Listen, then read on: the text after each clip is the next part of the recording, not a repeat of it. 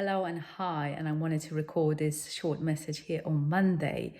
First of all, welcome to the new week, and I hope that you are feeling inspired and motivated to achieve what you truly plan for this week. And if you don't, that's okay too, because life is 50-50, and sometimes we have difficult emotions and difficult times in our life, and we just have to make room for those emotions as well.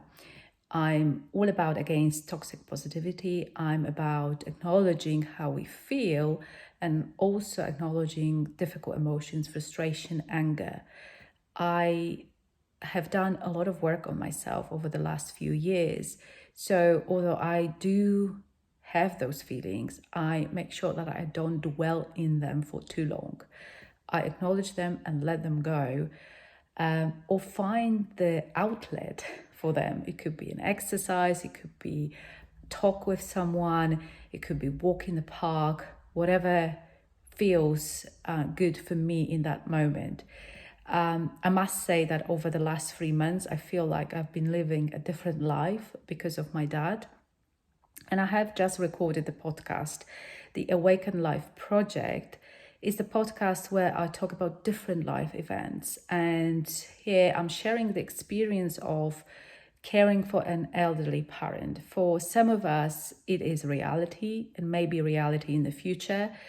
And I want you to be ready and prepared. I must say, I have not been ready with, I guess, practicalities of it. And it sort of was a difficult experience at first.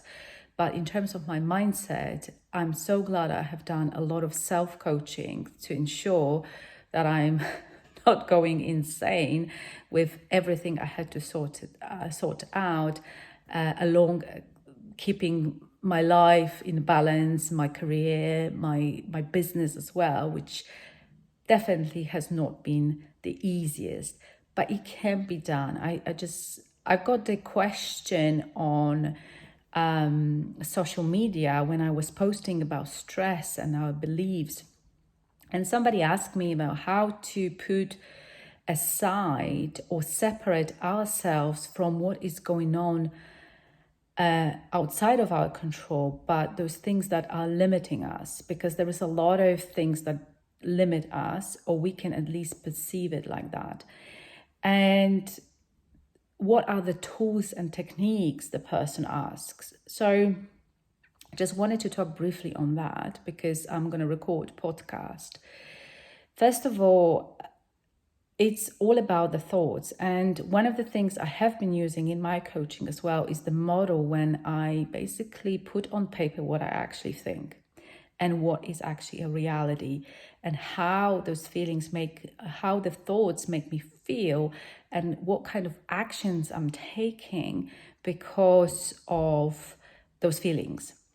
And it's a model, it's not in psychology, and something that helped me a lot when I put things on paper. So I usually start with the circumstance and then what my thoughts around it and what is actually a reality, or what is actually a fact, or is a story, something that my mind is projecting because of my beliefs.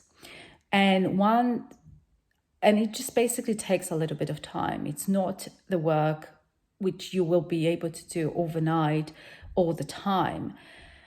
I think we need to realize that any kind of self-coaching is basically work to be done every day.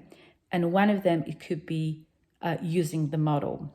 Once you understand your thoughts a little bit better, then you can do something about it. Because if you don't know what is in your head, what is reality, what is the fact, and what is actually a story, it's very difficult to apply a tool to it. One other thing is people say, well, I want to manage this, but you need to increase your self-awareness. You have to understand your triggers as well. So something is triggering me because, I don't know, I've heard something in politics which I don't like. A person who I like said that and I don't agree with it. So you have to try to separate the issues beyond your control, and and what actually matters for you and what you actually think about it, and start understanding your triggers so you can start transforming them. And of course, the growing up in a certain environment matters, because it basically puts certain beliefs, like, for example, I have to work very hard in order to be worthy of money, right?